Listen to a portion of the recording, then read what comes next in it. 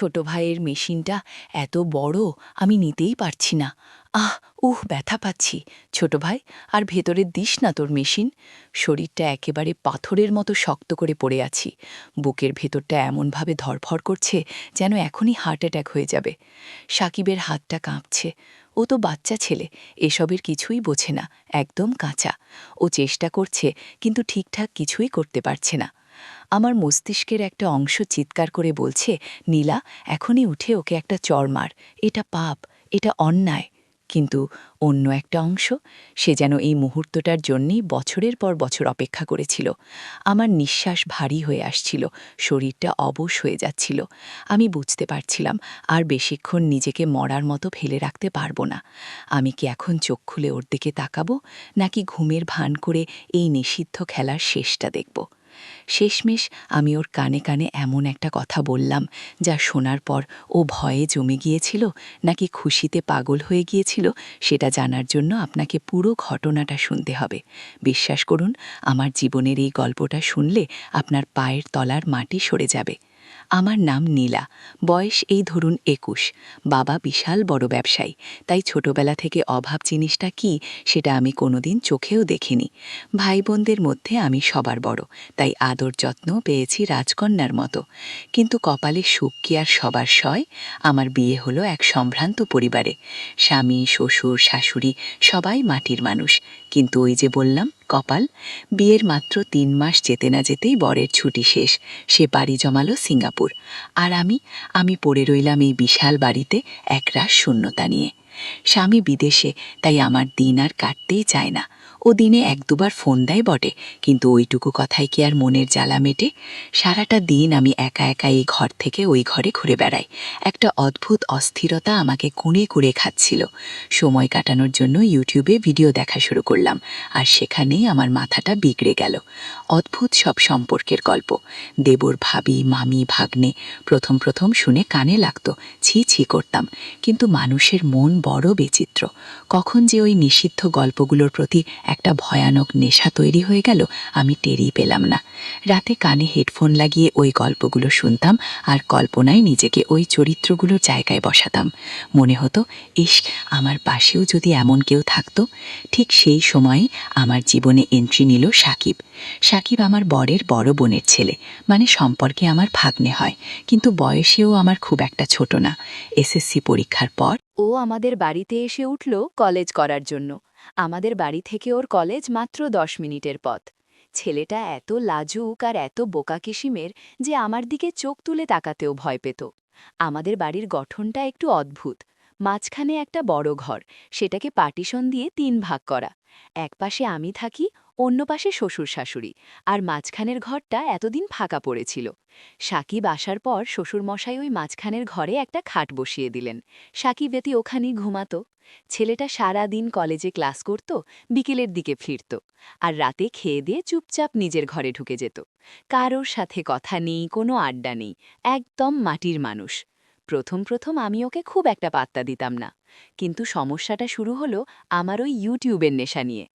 আগে রাতে হেডফোন লাগিয়ে গল্প শুনতাম, কিন্তু সাকিব আসার পর থেকে একটা ভয় কাজ করত।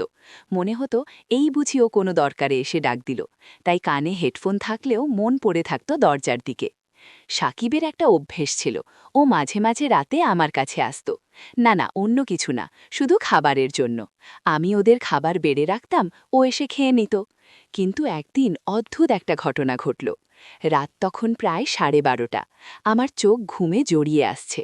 হঠাৎ জানালার ফাঁক দিয়ে একটা চিকন কঞ্চি বা মাছ ধরার ছিপের মতো কিছু একটা দিয়ে আমাকে গুঁতা দিল কেউ। আমি তো ভয়ে লাফিয়ে উঠলাম, ভাবলাম চোর ডাকাত নাকি। দৌড়ে গিয়ে দরজা খুলে দেখি সাকিব দাঁড়িয়ে, হাতে একটা কঞ্চি আর মুখে লাজুক হাসি। আমি ধমক দিয়ে বললাম, কিরে, তুই এই মাঝরাতে জানালা দিয়ে গুঁতা মারছিস কেন? মুখে ডাকলে কি তোর জিভ খসে পড়ত? সাকিব মাথা নিচু করে বলল, না মামি, আসলে ১০-১৫ মিনিট ধরে ডাকছি, তুমি শুনছিলে না। ভাবলাম তুমি ঘুমাচ্ছ, তাই জোরে ডাকলে যদি ঘুম ভেঙে মেজাজ খারাপ করো, তাই রান্নাঘর থেকে এই ছিপটা এনে। ওর কথা শুনে আমার হাসিও পেল, আবার মায়াও লাগল। ছেলেটা এতই বোকা যে জোরে ডাকতেও ভয় পায়। আমি বললাম, আচ্ছা হয়েছে, এখন আয়, খেয়ে নে। ও মাথা নেড়ে বলল, না মামি, আজ আর খাবো না, তুমি ঘুমাও, তোমাকে রোজ রোজ বিরক্ত করি আমার খারাপ লাগে, আমি সকালেই খেয়ে নেব। আমার বুকের ভেতরটা কেমন যেন করে উঠল। ছেলেটা না খেয়ে থাকবে, শুধু আমাকে বিরক্ত করবে না বলে। আমি বললাম, তোর কি মাথা খারাপ? আমি কি তোকে বলেছি আমার কষ্ট হয়? তুই ঘরের ছেলে, তুই খাবি না তো কে খাবে? চল বলছি। সেদিনও আমার ধমক খেয়ে খেল বটে, কিন্তু যাওয়ার সময় বলে গেল, মামি, কাল থেকে আমি পড়ার ঘরেই থাকব, আর দাদু ঠাকুমাকে খাবার দিলে আমাকেও ডেকে নিও, তোমাকে আর রাত জাগতে হবে না। সেদিন রাতে সাকিব চলে যাওয়ার পর আমি আর ঘুমাতে পারলাম না। বিছানায় শুয়ে এপাশ ওপাশ করতে লাগলাম। ছেলেটা এত ভালো, এত কেয়ারিং। আমার স্বামী তো কোনোদিন জিজ্ঞেসও করে না আমার ঘুমের ব্যাঘাত হচ্ছে কিনা। আর এই ছেলেটা আমার ঘুমের জন্য না খেয়ে থাকতে চাইছিল। অজান্তেই সাকিবের প্রতি আমার মনের কোণে একটা নরম জায়গা তৈরি হতে শুরু করল। পরদিন সকাল থেকেই আমি সাকিবের থেকে একটু বেশিই নজর দেওয়া শুরু করলাম। সকাল ৮টা বেজে গেছে, কিন্তু মহারাজের ঘুম ভাঙছে না। আমি গিয়ে ডাকলাম, এই সাকিব, উঠ, কলেজ যাবি না? ও ধড়ফড় করে উঠে বসল। আমার দিকে তাকিয়ে এমনভাবে হাসল যে আমার কলিজাটা কেঁপে উঠল। সেই শুরু। এরপর থেকে ওর খাওয়া, ঘুম, কলেজ যাওয়া সবকিছুর দায়িত্ব আমি নিজের কাঁধে তুলে নিলাম। শাশুড়িমা তো আমাকে দেখে গদগদ, পান চিবোতে চিবোতে বলেন, বৌমা আমার লক্ষ্মী, সাকিবকে নিজের ছেলের মতো দেখে। আমি মনে মনে হাসি। শাশুড়িমা যদি জানতেন আমার মনের ভেতর ছেলের স্নেহ নাকি অন্য কোনো আগুন জ্বলছে। একদিন দুপুরের ঘটনা। সাকিব কলেজ থেকে ফিরেছে, কিন্তু ওর শরীরটা খুব খারাপ লাগছিল। আমি বললাম, কি হয়েছে রে, মুখটা এমন শুকিয়ে আছে যেন? ও বলল, কিছু না মামি, একটু মাথাটা ব্যথা করছে। আমি ওর কপালে হাত দিয়ে দেখি গা পুড়ে যাচ্ছে জ্বরে। আমার বুকের ভেতরটা ধক করে উঠল। দৌড়ে গিয়ে শাশুড়িকে বললাম। শাশুড়ি তো নড়তে পারেন না, বললেন, বৌমা, তুমি একটু জলপট্টি দিয়ে দাও। আমি সাকিবের ঘরে গিয়ে বসলাম। ভেজা গামছা দিয়ে ওর গা মুছিয়ে দিচ্ছি, কপালে জলপট্টি দিচ্ছি। ও চোখ বন্ধ করে শুয়ে আছে। হঠাৎ ও আমার হাতটা খপ করে ধরে ফেলল। আমি চমকে তাকালাম। জ্বরের ঘোরেও বিড়বিড় করে বলছে, মামি, তুমি খুব ভালো, কেউ আমাকে এত আদর করে না, তুমি কেন এত ভালো? ওর ওই তপ্ত হাতের স্পর্শে আমার শরীরে যেন বিদ্যুৎ খেলে গেল। আমি হাতটা সরালাম না, বরং ওর চুলে বিলি কেটে দিতে দিতে বললাম, চুপ কর পাগলা, আমি ভালো না, তুই তাড়াতাড়ি সুস্থ হ। সেদিন দুপুরে আমি আর নিজের ঘরে গেলাম না, সাকিবের পাশেই বসে রইলাম।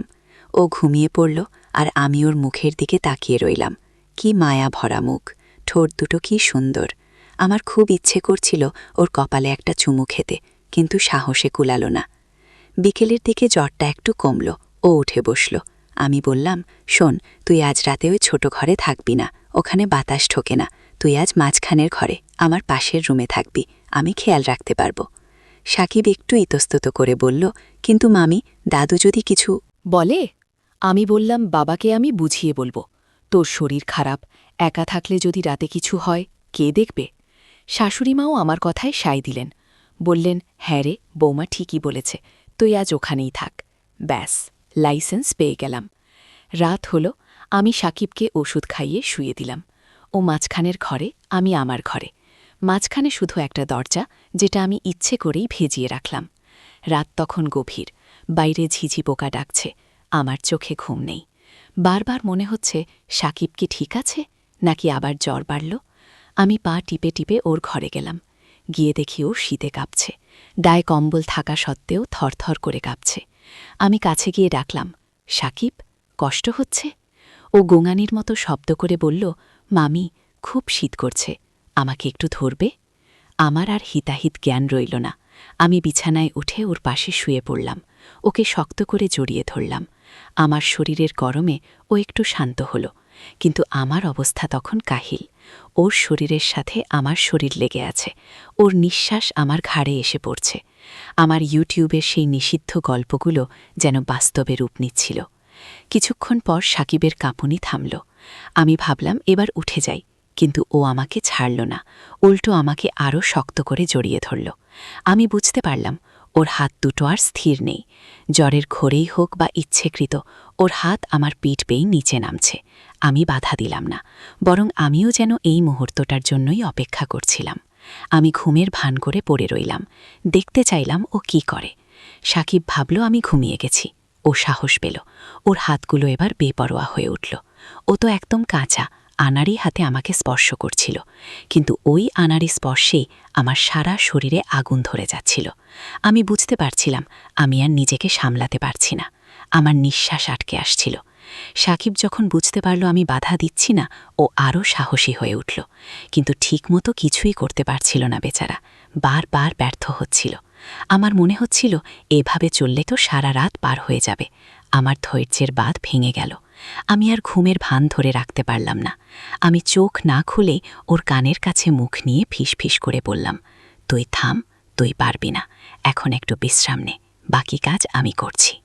আমার কথা শুনেও চমকে উঠে হাত সরিয়ে নিতে চাইল, কিন্তু আমি ওকে ছাড়লাম না। এরপর যা হলো সেটা আর বিস্তারিত নাই বা বললাম, শুধু এটুকু বলি, সেই রাতে জ্বরের ঘোরে আমরা যেই সীমাটা পার করলাম সেখান থেকে আর ফিরে আসা সম্ভব ছিল না। সকালে যখন ঘুম ভাঙল, দেখি সাকিব আমার দিকে তাকিয়ে মিটি মিটি হাসছে। ওর চোখে আর সেই লাজুক ভাবটা নেই, বরং একটা জয়ের আনন্দ। আমি ওকে ধমক দিয়ে বললাম, শোন, কাল রাতে যা হয়েছে সেটা ভুলে যা, আর খবরদার দিনের বেলা কখনো এসবের চিন্তাও করবি না। কেউ যদি একবার টের পায়, তোর আর আমার দুজনেরই জীবন শেষ হয়ে যাবে। সমাজ আমাদের জ্যান্ত পুঁতে ফেলবে, বুঝতে পারছিস? সাকিব বাধ্য ছেলের মতো মাথা নাড়ল, বলল, আমি সব বুঝি মামি, তুমি যা বলবে তাই হবে। সেই থেকে আমাদের এই গোপন সম্পর্ক চলছে। দিনের বেলা আমরা একদম স্বাভাবিক, ও আমার ভাগ্নে, আমি ওর মামি। ও আমাকে সম্মান করে, আমি ওকে স্নেহ করি। কিন্তু রাত হলেই আমাদের সম্পর্কটা অন্য রূপ নেয়। দরজার ওপাশে কি হয় সেটা শুধু ওই চার দেয়াল জানে। আমি জানি আপনারা অনেকেই আমাকে ছি ছি করছেন, ভাবছেন আমি কত বড় পাপী, স্বামীর সাথে বিশ্বাসঘাতকতা করছি।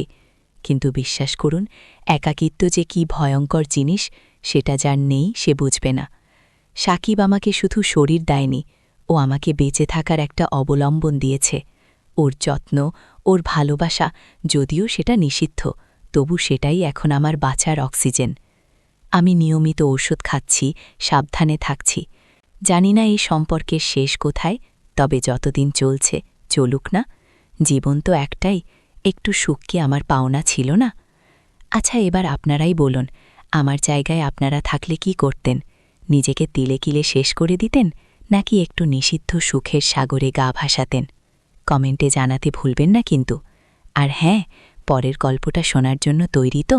কারণ এর পরের ঘটনা আরও আকর্ষণীয় হবে।